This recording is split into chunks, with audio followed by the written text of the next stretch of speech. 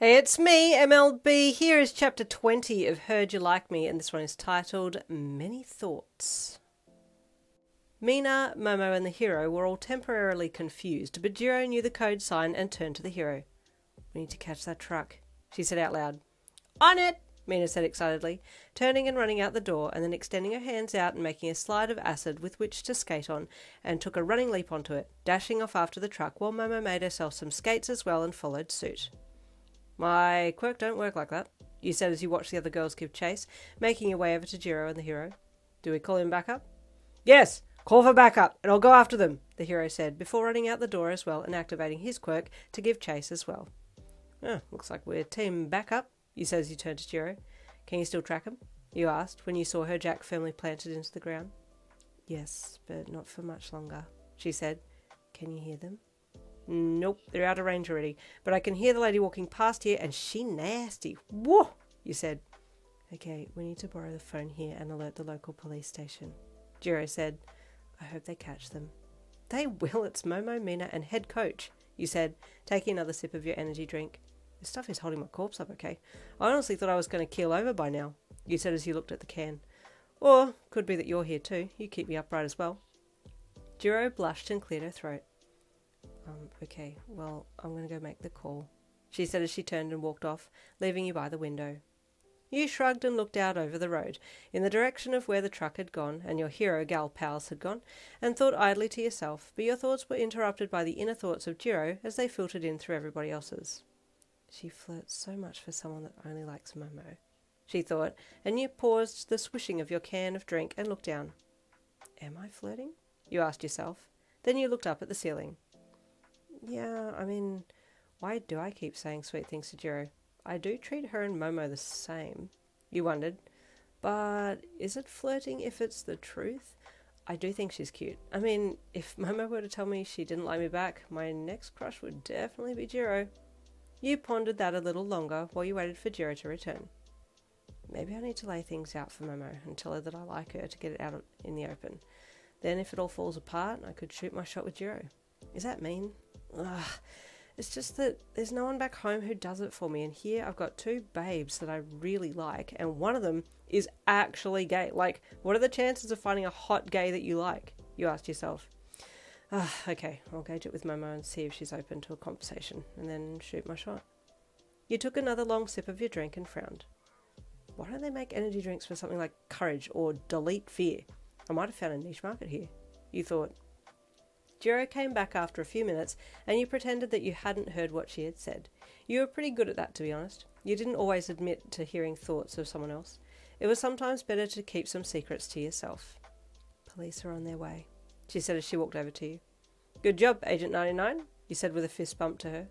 "Now we just need to make sure that the rest of the girl pack plus hero bloke are back safe, and I can die in peace." "You said they'd be fine, so they'd be fine," she said to you. "If you believe it, then I believe it." "How very cute of you," you replied with a wink. She didn't say anything, and she didn't think anything, but it gave you a chance to glance at her from the side. "Yeah, she's very cute, actually, now that I look at her." Jirou felt your eyes on her and gave you a side glance too. "What?" she asked. "Oh, nothing," you replied. "Just making sure you're not an apparition." "I'm real," she replied.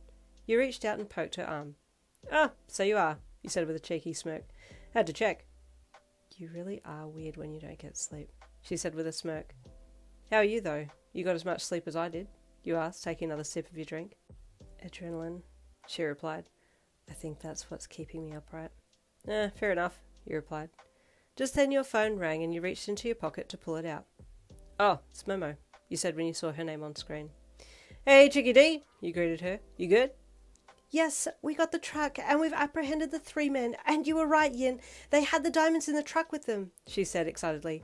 "They were surprised we found out." "I bet," you chuckled. "Jirou called the police, so they should be on their way. You guys all okay?" "Yes, we're okay. The hero has taken charge now, so we're just waiting for the police to arrive," she said. "We'll be back soon." "Okay, baby, be safe," you said, and you could feel the flusteredness in her voice when she spoke next. "Oh, yes, we'll be safe. I will pass that on.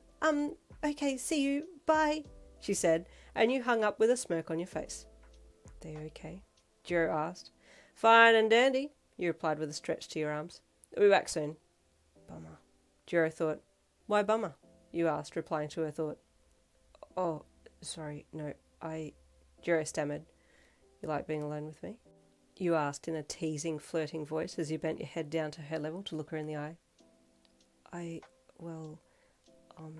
You're cool to be around, she stammered, trying to cover her face with her hands so you couldn't look directly into her eyes.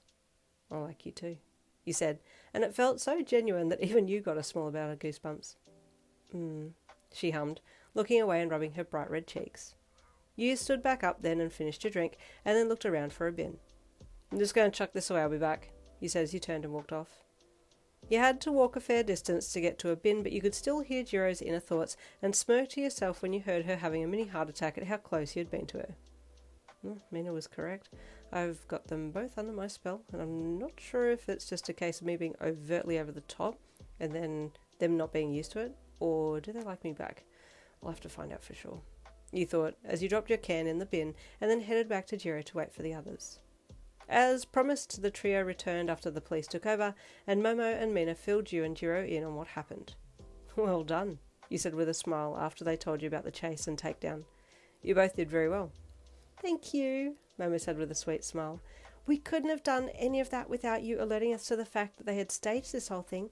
It was so seamless that they would have gotten away with it had you not been on the team. Well done again, Yin, the hero said with a smile. The rest of the afternoon should go smoothly, though. Just patrols. God, do we have to? You deadpanned. Really not vibing with walking around the streets right now. Do we have a coffin anyone could push me in? Momo, can you make a coffin? You asked her. It's okay, Yin. You can lean on me for support, she said sweetly, stepping up beside you and wrapping one of your arms over her shoulders. You looked down to thank her, but looked right into her cleavage and had to look up again. I can't look down. I'm afraid of heights, you joked. Jirou could tell what had happened and spoke to you in her mind. It would be a soft landing, she said, and you burst out laughing. Yeah, like falling onto the softest clouds. Anyway, onwards and forwards, you added, as you stepped forwards, and Momo stepped forwards as well to keep up beside you. Oh, it's all happening. Stay tuned for chapter 21 coming tomorrow. I'll see you then.